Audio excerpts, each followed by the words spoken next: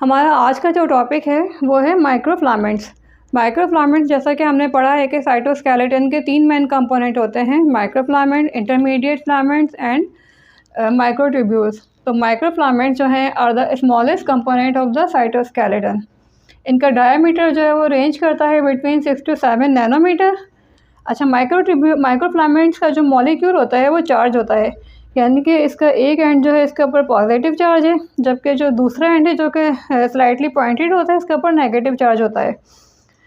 तो अब जो पॉजिटिव एंड जो होता है इसके ऊपर जो है बहुत पॉजिटिव और नेगेटिव एंड के ऊपर जो है पॉलीमराइजेशन और डीपॉलीमराइजेशन होती है, यानी कि फर्दर जो है मोनोमर्स जो होते हैं वो अटैच हो रहे होते हैं, यानी कि ये एंड जो होते हैं ग्रो भी हो रहे होते हैं साइमल्टेनियसली, और समटाइम जो है यहाँ से मोनोमर्स रिमूव भी हो रहे होते हैं।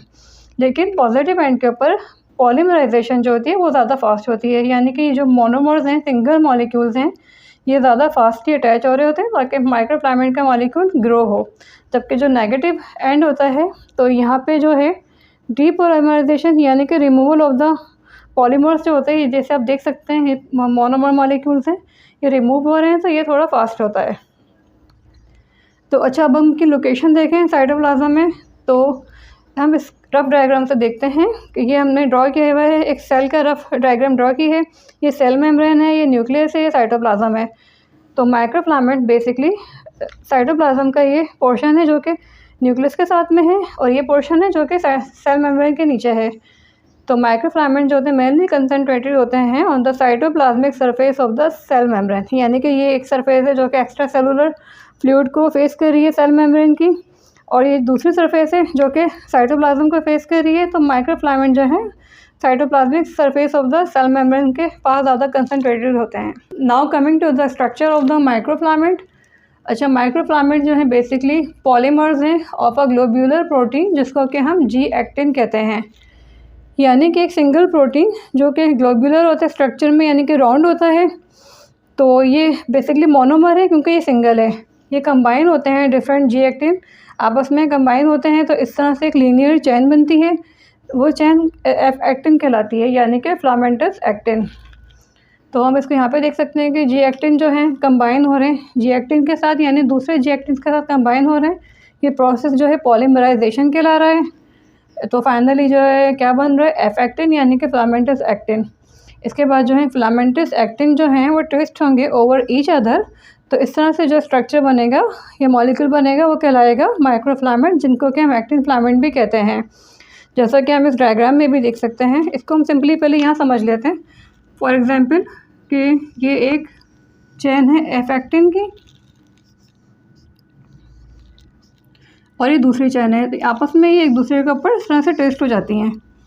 तो इस तरह से हमारा जो मॉलिक्यूल बन रहा है ये माइक्रोफिलामेंट कहला रहा है, जो कि हम इस डायग्राम में भी देख सकते हैं। जैसा कि हम इस डायग्राम में भी देख सकते हैं कि डिफरेंट मोनोमर्स हैं जो कंबाइन होकर जिन्होंने पहले फिलामेंटस एक्टिन यानी कि एफ एक्टिन बनाया है।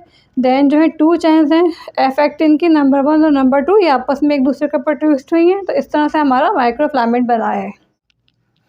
Now coming to the functions of the microfilaments और एक्टिन फिलामेंट, दोनों नेम जो हैं वो माइक्रोफिलामेंट्स के लिए यूज़ होते हैं। तो मायोसिन फिलामेंट जो हैं वर्क करते हैं विद द मायोसिन। मायोसिन क्या है, ये अनदर कॉन्ट्रैक्टाइल प्रोटीन है to help in the muscle contraction and relaxation. तो इसको हम इस तरह से डायग्राम से समझ सकते हैं कि हमने एक स्पेसिफिक पोर्शन ड्रॉ किया हुआ है मसल कॉन्ट्रैक्शन को थोड़ा सा डिफाइन करने के लिए। अदरवाइज जो है मसल कॉन्ट्रैक्शन इटसेल्फ काफ़ी डिटेल टॉपिक है जो हम आगे इसको डिटेल में पढ़ेंगे।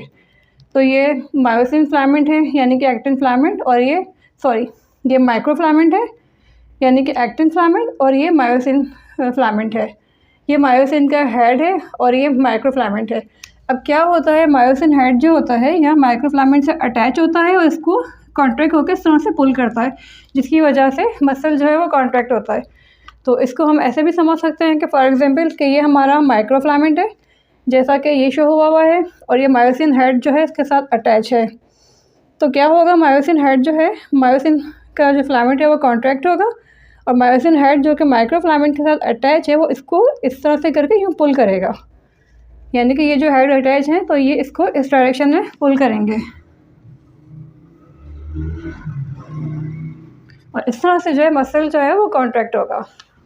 अच्छा, सेकंड फंक्शन क्या है? Help in the cell movement specially in the single cells like amoeba, यानी कि जो अमीबा या इस तरह के जो सिंगल सेल ऑर्गेनिजम्स होते हैं, इनकी मूवमेंट भी हेल्प आउट करते हैं। इसके अलावा हेल्प करते हैं इन द सेल हेल्प करते हैं cell organelles to move to the different areas of the cell. ये प्रोसेस क्या कहलाता है? साइटोप्लाज्मिक स्ट्रीमिंग, यानी कि विद इन द सेल जो ऑर्गेनिल्स होते हैं सेल के, तो उनको डिफरेंट एरियाज़ में मूव करवाते हैं। जैसे कि फॉर एग्जांपल ये एक ऑर्गेनिल है, इसको इस साइड पे मूव करना है, तो ये माइक्रोफिलामेंट जो है इसकी हेल्प करवाएंगे इसको यहाँ मूव करने के लिए। अच्छा, एक और फंक्शन, काफ़ी इंपॉर्टेंट फंक्शन इसका क्या है? Help in the cytokinesis in the cell division. तो हम जानते हैं कि जो माइटोटिक डिवीज़न होती है तो उसमें एक प्रोसेस होता है साइटोकाइनेसिस का, जिसमें कि जो एक सिंगल सेल होता है वो डिवाइड होकर 2 डॉटर सेल बना रहा होता है।